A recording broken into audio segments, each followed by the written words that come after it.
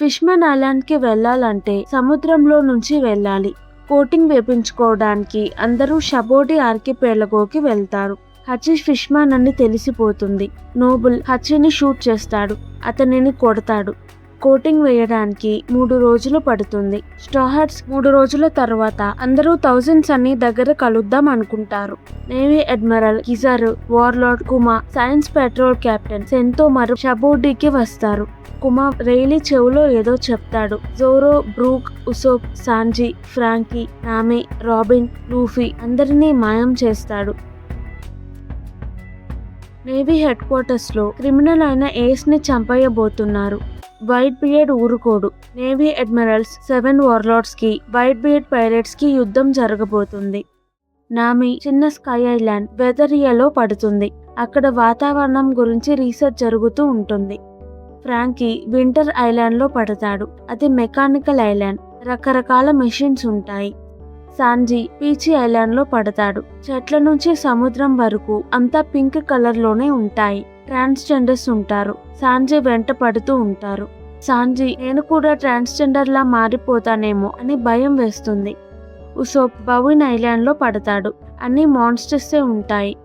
Brooke lazy bones island లో పడతాడు. ఊరి వాళ్ళందరూ చేతబడి చేసేవాళ్ళు. బ్రూక్ ని సైతాన్ అనుకొని పూజలు చేస్తారు. రాబిన్ టాక్వెలా వుల్ఫ్ ఐలాండ్ లో పడుతుంది. గవర్నమెంట్ అంటే నచ్చని క్రిమినల్స్ ఇక్కడ ఉంటారు. 700 సంవత్సరాల నుంచి క్రిమినల్స్ తో బ్రిడ్జ్ కట్టిస్తూ ఉంటారు. రాబిన్ ని కూడా వర్కర్ లా బ్రిడ్జ్ కట్టడానికి పంపిస్తారు. చాపర్ టోరినో ఐలాండ్ లో పడతాడు. పక్షులు మనుషుల కన్నా హై స్థాయిలో ఉంటాయి. థ్రిల్లర్ బార్క్ లో కుమా పెరోనాని ఎక్కడికో పంపించాడు. తను గ్లూమ్ ఐలాండ్ లో పడుతుంది. తనకి నచ్చినట్టుగానే అక్కడ శపించబడిన పాత భవనం ఉంటుంది. ఐలాండ్ భయంకరంగా ఉంటుంది. జోరో గ్లూమ్ ఐలాండ్ లో పడతాడు. లూఫీ దూరంగా అమెజాన్ లిల్లీ అనే ఐలాండ్ లో పడతాడు.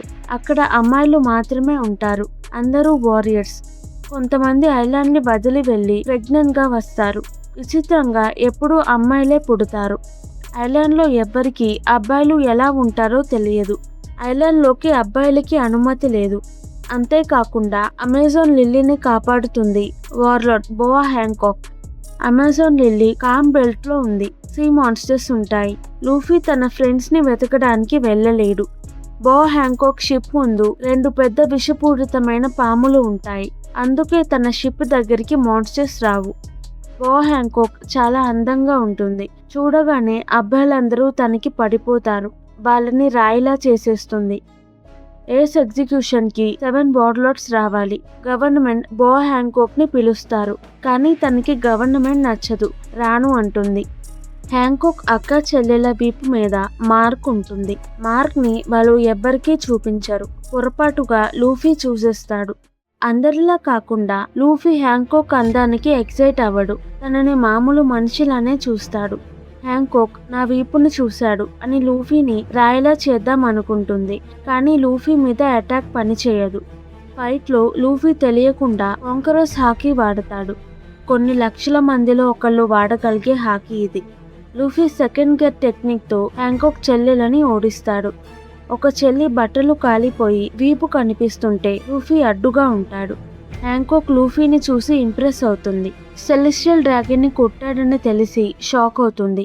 తన వీపు మీద ఉన్న మార్క్ గురించి చెప్తుంది.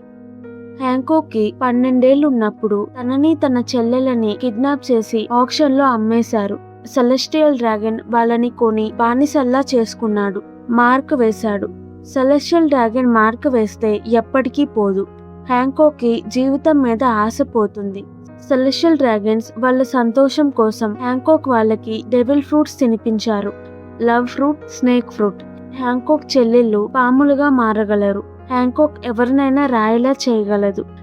4 ఏళ్ల తరువాత ఫిషర్ టైగర్ అనే అతను రెడ్ లైన్ ఎక్కి సెలెస్టియల్ డ్రాగన్స్ ఉండే మేరీ జోవాకి వెళ్తాడు. ఫిష్మన్ బానిసల్ని విడిపించడానికి వచ్చాడు. లక్కీగా హ్యాంకాక్ వాళ్ళు కూడా తప్పించుకోగలుగుతారు. ఫిషర్ టైగర్ బానిసలతో సన్ పైరేట్స్ క్రూ ఫామ్ చేసి సముద్రంలోకి వెళ్ళాడు. బానిసలకి ఉన్న మార్క్ ఎప్పటికీ పోదు. ఫిషర్ టైగర్ మార్క్ ని మార్చి సన్ పైరేట్స్ మార్క్ గా చేశాడు. హచి మీద కూడా అదే మార్క్ ఉంటుంది. హ్యాంకాక్ తన చెల్లెళ్ళు వాళ్ళ గతాన్ని ఎన్ని రోజులు రహస్యంగా ఉంచారు.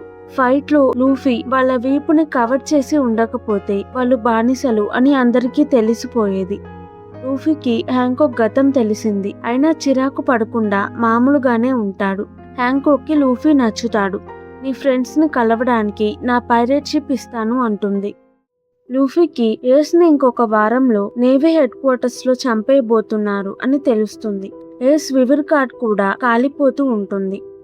పైరేట్ షిప్ లో అమెజాన్ లిల్లీ నుంచి నేవీ హెడ్ క్వార్టర్స్ కి వెళ్లాలంటే 6 రోజులు పడుతుంది.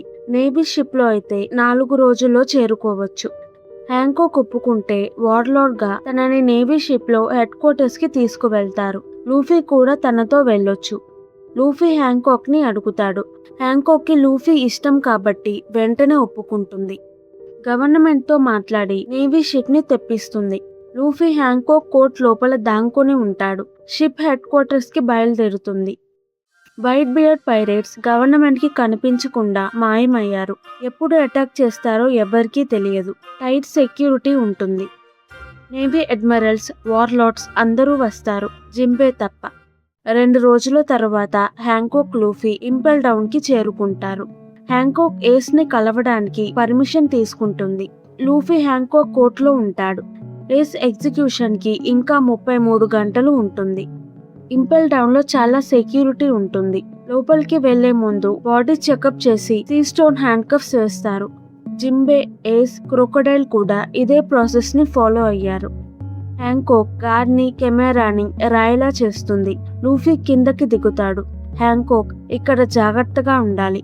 ఒకసారి పట్టుకుంటే ఇంకెప్పుడు తప్పించుకోలేవు అని చెప్తుంది. లూఫీ వివర్ కార్డ్ తో ఏస్ ని వెతుక్కుంటూ వెళ్తాడు. హ్యాంకాక్ గార్డ్ కెమెరాని మామూలుగా చేస్తుంది. హ్యాంకాక్ ఎవరినైనా రాయలే చేస్తే వాళ్ళకి ఏం జరిగిందో గుర్తుండదు. హ్యాంకాక్ కి బాడీ చెకప్ చేసి సీ స్టోన్ హ్యాండ్ కఫ్స్ వేసి లోపలికి పంపిస్తుంది. బగీ కూడా ఇంపెల్ డౌన్ లో ఖైదీగా ఉన్నాడు. ఇప్పుడు సెల్ నుంచి తప్పించుకున్నాడు. లూఫీ, బగీ కలుస్తారు. బగీ లూఫీ చేతికి బ్రేస్లెట్ చూసి ఆశ్చర్యపోతాడు. బ్రేస్లెట్ కోసం లూఫీకి సహాయం చేస్తాడు. ఏస్ ఇంపెల్ డౌన్ లో చైన్స్ తో కట్టేసి ఉంటాడు. వైట్ బియర్డ్ పైరేట్స్ నా కోసం యుద్ధం చేయడానికి వస్తున్నారు అని సంతోషంగా ఉంటాడు. ఏస్ తన నాన్నతో గొడవ పడి ఇంటి నుంచి బయటికి వచ్చేశాడు. తన అమ్మ పేరు తీసుకున్నాడు, పోర్టగస్. వైట్ బియర్డ్ పైరేట్స్ లో జాయిన్ అయ్యాడు. వైట్ బియర్డ్ తన నాన్న లాంటి వాడు. వార్లార్డ్ జిన్బే కూడా ఏస్ ఉన్న సెల్లోనే ఉన్నాడు. పైరేట్ ఎరా మొదలైనప్పుడు చాలా మంది పైరేట్స్ గ్రాండ్ లైన్ కి వచ్చారు. డబ్బుల కోసం ఫిష్ మ్యాన్, జలకన్యలని అమ్మేస్తున్నారు. అప్పుడు వైట్ బియర్డ్ వచ్చాడు. ఇప్పటి నుంచి ఫిష్ మ్యాన్ ఐలాండ్ నాది అంటాడు. ఎవ్వరూ ఫిష్ మ్యాన్ ఐలాండ్ లో అడుగు పెట్టేవాళ్ళు కాదు. జింబే వైట్ బియర్డ్ కి రుణపడి ఉంటాడు. White beard fish man island ని మాత్రమే కాదు, చాలా ఐలాండ్స్ ని కాపాడాడు. జింబేకి ఏస్ ని కాపాడాలి అని ఉంటుంది. క్రోకోడైల్ ఏస్ ఎదురుగా ఉన్న సెల్లో ఉంటాడు. హ్యాంకాక్ ఏస్ ని కలిసి లూఫీ నిన్ను కాపాడడానికి ఇక్కడికి వచ్చాడు అని చెప్తుంది. ఈ వీడియో గనుక మీకు నచ్చినట్టయితే ప్లీజ్ వీడియోని లైక్ చేసి ఛానల్ని సబ్స్క్రైబ్ చేసుకోండి. ఇలాంటి యానిమే కావాలంటే కింద కమెంట్స్ లో చెప్పండి. నేను తప్పకుండా ఎక్స్ప్లెనేషన్ వీడియో చేస్తాను. Thank you. మళ్ళీ నెక్స్ట్ వీడియోలో కలుద్దాం.